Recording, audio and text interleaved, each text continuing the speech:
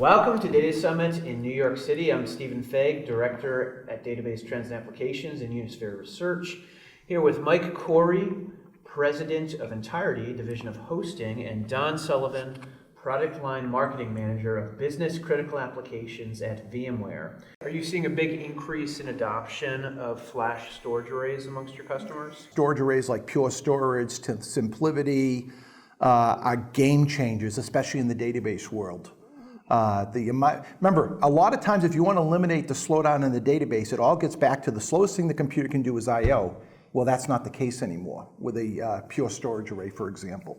With a lot of them, right? So you're mentioning Pure and Ntirety and Extreme I/O. The storage arrays are getting so intelligent that the old days of having to take your database and separate index from data, from logs, is going away. The storage arrays just make it so, and they deal with the problem. And fortunately, some of our friends are storage administrators, and they're looking to expand their horizons in terms of their duties and such. And we've seen, of course, Oracle administrators, has been the case for a long time, expanding into the storage management area as well, especially with features that have been around for 5-8 years, like automatic storage management, ASM, but even more so now with the flash arrays, as Michael just described.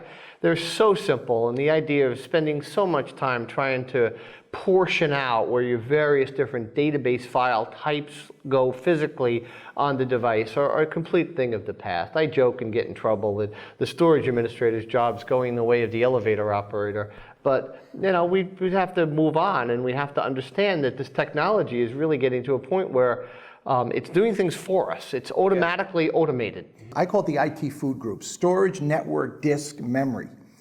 If you give the database enough of these, it will perform exactly as you need it to perform in a virtualized manner. And what's the most important, Michael? I would say at this point, memory.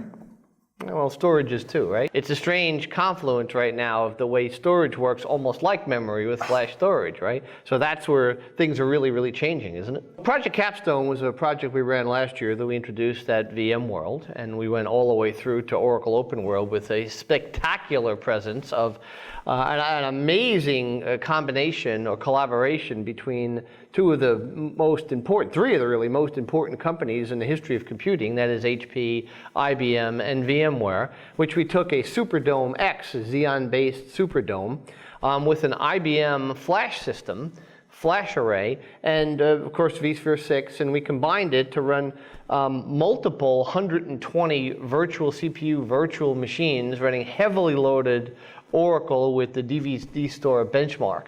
What was particularly intriguing about all this is that there were 240 cores on the Superdome Xeon-based, the Superdome X, codenamed Dragonhawk, and we actually went to double that in terms of the allocation of virtual CPUs. So we went to 200% of the hyper-threading threshold, which typically would have been death for performance overall. It would have degraded performance in years past. We generally had a rule of thumb that you could go to about 125% of the hyper-threading threshold, but in this case, we went to 200% of the hyper-threading threshold, and we saw a 90% scalability, really absolutely putting to bed any of the potential questions regarding the extreme high-end systems, even the high-end SAP systems or the high-end big data systems doing huge data warehousing. All of those can easily fit, with very, very few exceptions for support reasons, on virtualized infrastructure in vSphere 6.